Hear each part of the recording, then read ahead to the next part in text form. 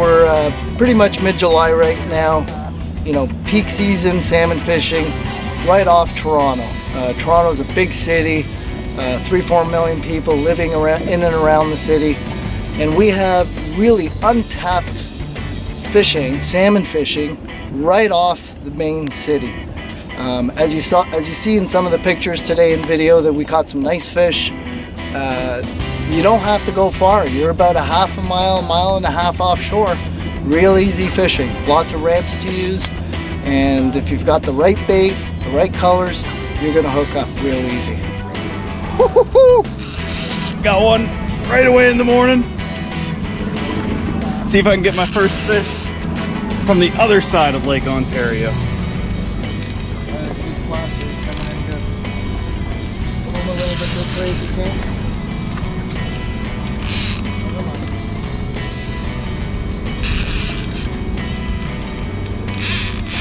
Oh, he ain't ready. He ain't ready. 5 minutes of work gone.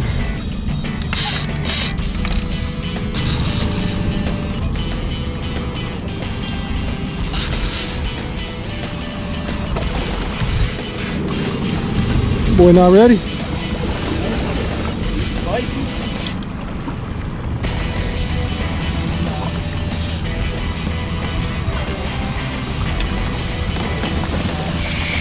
Woohoo!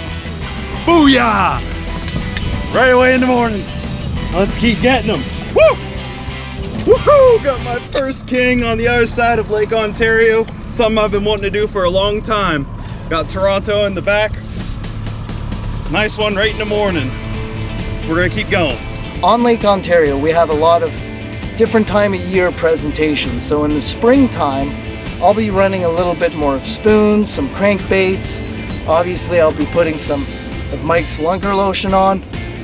But as the summer heats up and the water warms up, these fish like meat.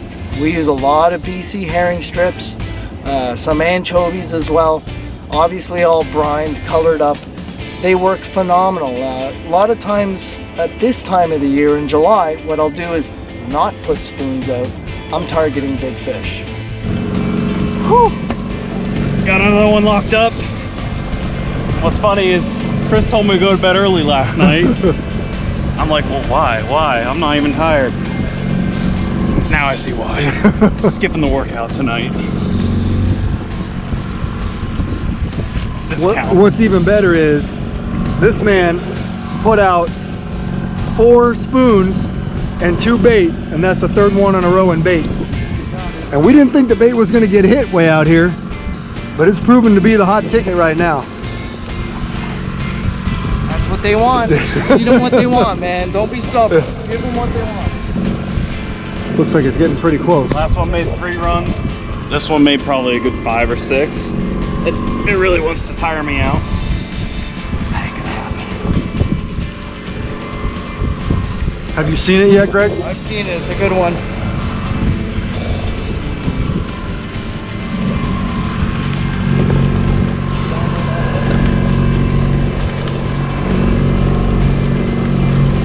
Oh, dude, it's a big one. It's a big one.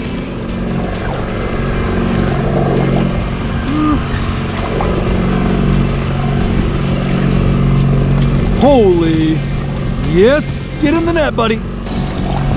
Woo! All right. Oh man, this might be the biggest king, that by far the most beautiful that I've ever caught. Heavy fish. Oh man, I'm pumped up right now. I'm gonna show you how to use fire brine and the fire dye. Okay, real simple. Grab yourself a container, shake the bottle up a little. What I do is pour about half a bottle in. Now, my favorite color myself is chartreuse. A lot of colors available. Lake Ontario, I find chartreuse. A couple drops in there. And as you can see, it mixes up real nice. You get a real nice chartreuse glowy color. Kings love it. We caught a lot of big kings today on them. Most of our kings came on the meat with the chartreuse brine, and we only had one fish on the spoon today, so proof is in the pudding. We just mixed up our fire brine with the clear brine and the fire, chartreuse style. Now I'm going to show you how we cut the bait. It's real simple. All I do is put a nice sharp knife right in the back, come right down. Once that's done, little cut here. Now you've got to shape your bait for it to fit in the bait head. So what you do is do one straight cut this way, another straight cut this way. There you go. Stripped, ready to go.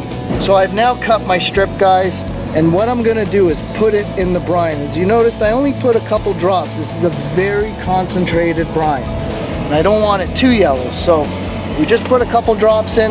We're gonna put it in. That's gonna color it up. It's gonna firm up the bait, and it'll be a lot more easier to use and roll better on your meat rigs. So I'm gonna show you guys how to bait your bait head. This is a Rye Davies bait head. It's a glow, simple glow. Okay, very simply, you take your colored brined, fire brined herring strip, put it right in there, and what you're gonna do is wedge a toothpick right into that bait. So here we go.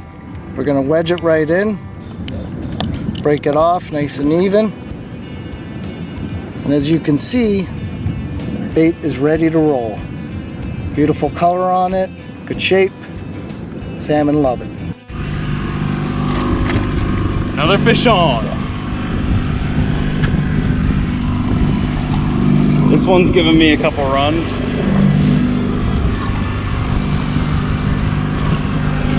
Decided to move offshore.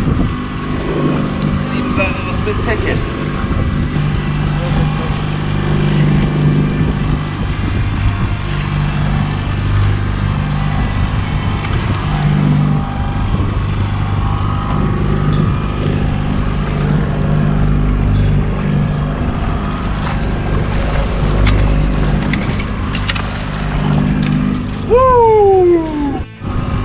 Got a nice big king here.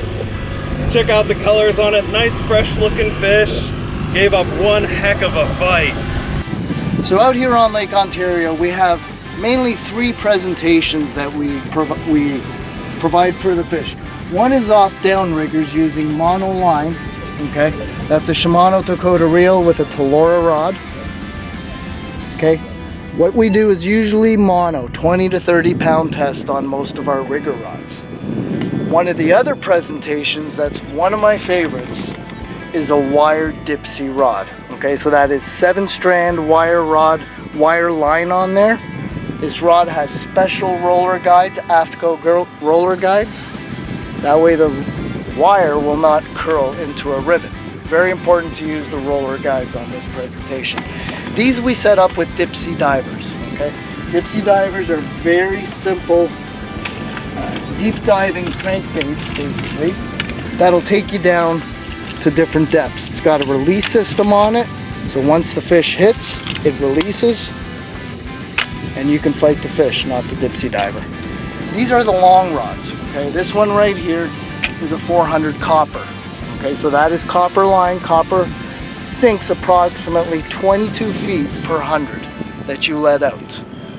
So a 300 copper is approximately down 66 feet, depending your speed and your lure. This is atomic copper on it. Again, a Shimano Dakota reel. This is an 800 size reel. That way your line capacity will fit the copper. So once we let out an offshore planer board and set this up on a planer board, it manages our lines out to the side, and the copper sinks down to the depths we need. We start early April towards the Niagara River. Okay, a lot of bait fish, a lot of warm water comes out of Lake Erie, and that attracts a lot of fish. As the summer rolls around, they do spread out and we can catch them everywhere. Once we get out on the lake, there's a lot of factors. You want to find the warm, dirty water. For the most part, spring and summer, that's where the fish will be. Think about it. You've got nutrients in the water. Nutrients will attract a lot of bait fish. Bait fish will attract the salmon. So go out, find the dirty, warm water, and you'll get a lot more success. I got news for you. We think this is our first steelhead of the day. Bonus fish here. see if we can get it to the boat. Coming in. There it is. Is it a steelhead? Yep, that's a Nice steelhead. one. Oh yeah! Alright, this steelhead smacked a spoon covered in Alewife Atlas Lunker Lotion.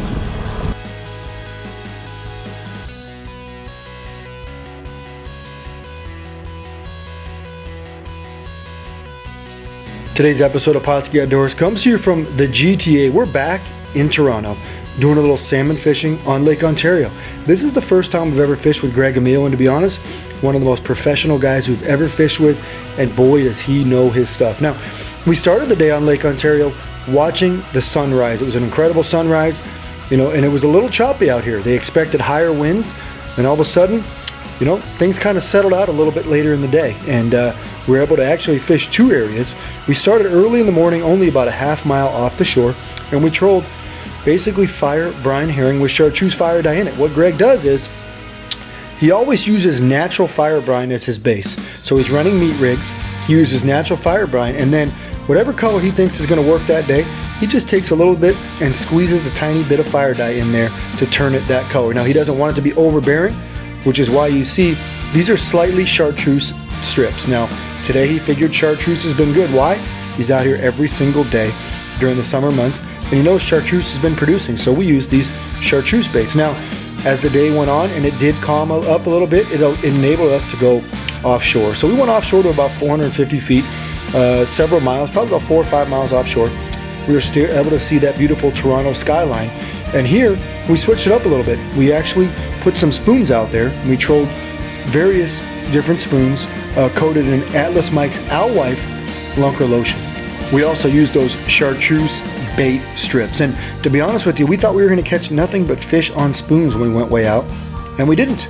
We caught fish on mostly the bait. Now, Greg's a bait guy, and you'll see that using bait is super popular in the Toronto area as it is everywhere in the Great Lakes. Do it yourself, and you can catch big salmon just like we did.